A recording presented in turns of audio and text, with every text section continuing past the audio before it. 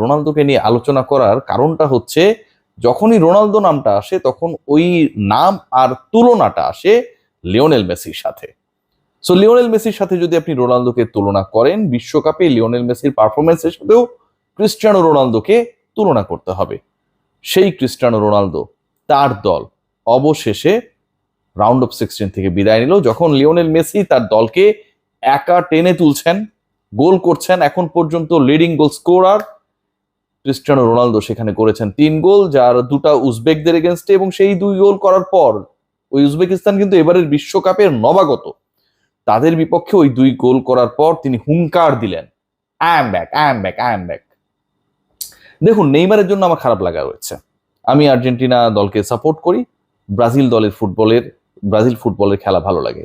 নেইমারের অনেক ধরনের ইস্যু রয়েছে, যেমন আমাদের প্রিয় বুলবুল ভাইয়ের মতো তিনি অভিনয়টা ভালো পারেন, অনেক সময় মাঠে পড়ে যান, ডিগবাজি খান, কাটমাট খেয়ে গড়াগড়ি দেন, যেটা বুলবুল ভাই অনেক ক্ষেত্রে আমাদের ক্রিকেটের এই কাজটা করতেন খুব সুন্দরভাবে।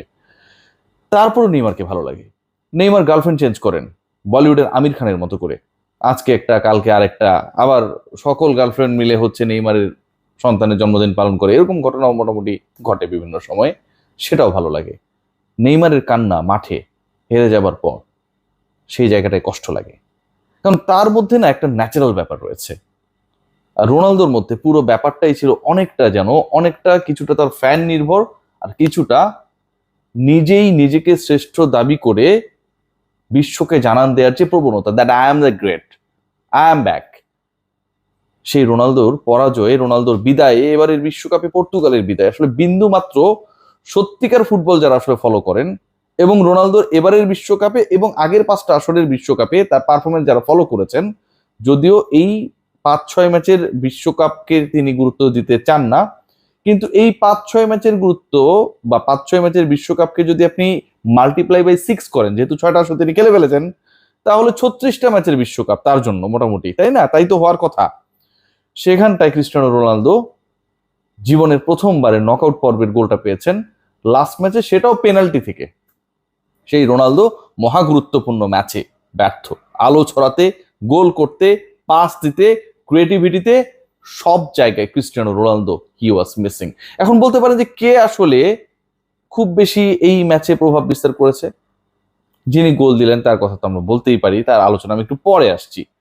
আপনি দেখেছেন লামিন ইয়ামাল যেভাবে তিনি খেলেছেন, যেভাবে নাচিয়েছেন, হয়তো গোল পান নেই, গোল করাতে পারেন নাই, but the way he deliver his best for his team চোখে পড়েছে। এই যে চোখে পড়ার ব্যাপারটা, লাস্ট ম্যাচে নরওয়ের যদি আমরা হাল্যান্ডের কথা বলি, একলা ম্যাচ ঘুরিয়ে দিয়েছিলেন। কিপার নেদারল্যান্ডের কথা বলি, একলা ম্যাচ ঘুরিয়ে দিয়েছিলেন। নেইমারের কথা যদি বলি, 68 মিনিটে নামার পরে ম্যাচের গতি বদলে যায়, এবং নেইমার চেষ্টা করেছেন, অনেক কিছু অনেক প্রশ্ন থাকতে পারে, but Neymar tried in the last match for Brazil. রোনালদোর মধ্যে সেই ক্ষুধাটা, মানে জাস্ট একটা গোল বানিয়ে দেবে, বল বানিয়ে দেবে, তিনি জায়গা মতো থাকবেন, গোলকিপার মিস করবেন, এই শর্তে তিনি গোল দেবেন। এই যে একটা ব্যাপার স্যাপার পুরো টুর্নামেন্ট জুড়ে এবং বিশ্বকাপের প্রত্যেকটা আসরেই আলটিমেটলি ক্রিস্টিয়ানো রোনালদো মানে এটাই আসলে পর্তুগালকে ডুবিয়েছে। একজন নির্ভর একটা দল, তাকে খেলাতেই হবে, বাদ দেওয়া যাবে না। এবং যেখানে রবার্টো মার্টিনেজের মতো কোচ থাকেন, এর আগে 18তে বেলজিয়ামের স্বর্ণালী প্রজন্মকে নিয়ে তিনি গিয়েছিলেন, সেই বিশ্বকাপে শেষ পর্যন্ত তারা পারে নাই। এবার পর্তুগালের দারুণ সম্ভাবনা ছিল নেশনস লিগ জয়ী, শেষ পর্যন্ত তারাও সেখানটায় পারলো না। আলোচনা এখানটায় শেষ না, আলোচনার আরো আরো ইম্পর্টেন্ট পয়েন্ট রয়েছে। এই যে শাখা প্রশাখাগুলো বিভিন্ন জায়গায় যেভাবে খোলা হয়েছিল, যদিও এগুলো টেম্পোরারি, মানে থাকে না, আপনি ধরেন ফুটপাতে অনেক ক্ষেত্রে যখন মানে কোনো অভিযান চলে যে আপনি বঙ্গবাজারকে ক্লিয়ার করতে চান, ওখানটায় অনেক অবৈধ দোকান টোকান রয়েছে। এখন ঢাকা দক্ষিণ সিটি কর্পোরেশন তারা বঙ্গবাজারকে পরিষ্কার করার জন্য উদ্যোগ নিল, বুলডোজার দিয়ে আশপাশে রাস্তায় ড্রেনের উপরে যেসব দোকান চাপড়ি টাপড়ি উঠেছিল সবগুলোকে সরিয়ে দিল, ক্লিন হয়ে গেল। এই বঙ্গবাজার 7 দিন ক্লিন থাকলো, 8ম দিনে ওখানটায় দেখবেন যে অনেক ধরনের ছোটখাটো আবার দোকান বসা শুরু করেছে। ইনিয়ে বিনিয়ে কেউ কেউ আবার দখল করা শুরু করেছে, এবং একটা সময় গিয়ে 1 মাসের মধ্যে আগের রূপে ফিরে আসে বঙ্গবাজার। ঠিক এরকম ব্রাজিল এবং তার শাখা প্রশাখারা এরকম ভাবে গড়ে উঠেছিল বিশ্বকাপ যখন শুরু হয়েছিল অস্থায়ী ভিত্তিতে। ঠিক বঙ্গবাজারে অবৈধ দোকান উচ্ছেদের পর অস্থায়ী ভিত্তিতে কিছু দোকান গড়ে ওঠে যেমন, ঠিক ওভাবে।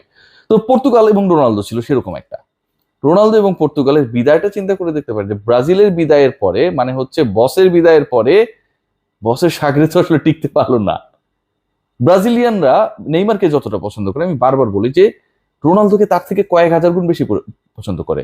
কারণটা কি? কারণটা একটাই, কারণ নেইমার হচ্ছে লিওনেল মেসির best of the best friends. Neymar এবং মেসির বন্ধুত্ব, এবং নেইমার মেসির বন্ধুত্ব মানে মেসির সাথে যদি বন্ধুত্ব হয় কারো, সে তাদের যত বড় সুপারস্টার হোক না কেন, ওই হীনমন্যতা থেকে তারা বের হতে পারেন না। তারা মনে করেন তাহলে ক্রিস্টিয়ানো রোনালদো নেইমারের থেকে কাছের বড় ফুটবলার তাদের কাছে। এবং সেই ক্রিস্টিয়ানো এবং তার শাখা উপশাখা পর্তুগাল শেষ পর্যন্ত বিদায় নেওয়ার কারণে আমার কাছে মনে হয় যে গতকাল ভোর থেকে যে কান্নাটা শুরু হয়েছিল এটা আরো লঙ্গার হলো। পর্তুগাল রোনালদোর এই বিদায় এবং এই ম্যাচকে কেন্দ্র করে যে হাইপটা ছিল ম্যাচের মধ্যে, আসলে সেটা একদম লক্ষ্য করা যায়নি।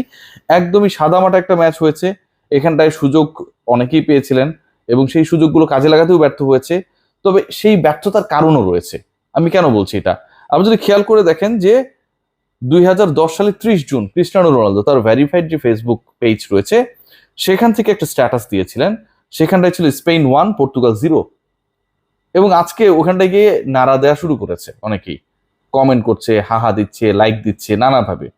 কারণ 2010-এর 30 জুনে তিনি যে পোস্টটা দিয়েছিলেন ক্রিস্টিয়ানো রোনালদো তার ফেসবুক পেজ থেকে, স্পেন 1 পর্তুগাল 0, সেইটা যেন আবার নতুন করে বাস্তবায়িত হয়ে গেল আজকের এই দিনে। অক্টোপাস পলের কথা আপনাদের মনে রয়েছে, ঘানার সেই তান্ত্রিকের কথা মনে রয়েছে। ক্রিস্টিয়ানো রোনালদো, ওই পল তো এসছে আর অনেক পরে, 2014-18 বিশ্বকাপের দিকে, রাইট? আর ঘানার তান্ত্রিক 2026-এ। আর ক্রিস্টিয়ানো রোনালদো তিনি গণনা করে দেখেছিলেন যে তার দল স্পেনের কাছে পরাজিত হবে এখন থেকে 16 বছর আগে, 2010-এর 30 জুনে। এরকম ঘটনা যিনি ঘটাতে পারেন সেই তিনি কেন নিজের ভাগ্য বদলাতে পারেন না? তিনি কেন পেনাল্টি ছাড়া গোল করতে পারেন না নকআউট পর্বে? তিনি কেন তার দলকে জেতাতে পারেন না? তিনি কেন মেসির সাথে যখন ওই আলোচনাগুলো হয় সেই ডিবেটের মধ্যে যখন ঢুকে পড়েন ঠিক তখন প্রমাণ করতে পারেন না যে ঠিক আছে তুমি একটা জিতেছো, আমি 2টা ওয়ার্ল্ড কাপ জিতে গেলাম? লিওনেল মেসি তো ফাইনালে 2টা খেলেছে, 2টা গোল্ডেন বল, চ্যাম্পিয়নশিপ, বিশ্বকাপে 20 গোল, 30 ম্যাচ খেলার অভিজ্ঞতা, এবারে বিশ্বকাপে লিডিং স্কোরার, কি না করেছেন ফর হিজ টিম। সেই রোনালদো তার স্বর্ণালী প্রজন্মের প্রতিনিধিদের সাথে কিছুই করে দেখাতে পারলেন না। কিছু তো করে দেখাতে পারলেন না, তার দলের সতীর্থরা যে তার জন্য, ক্রিস্টিয়ানো রোনালদোর জন্য, যিনি নিজেকে গ্রেটেস্ট এভার ফুটবলার দাবি করেন, স্বঘোষিত সেই রোনালদোর জন্য কখনোই জীবন বাজি রেখে like the Argentine footballers try করলো না, বরং কোনো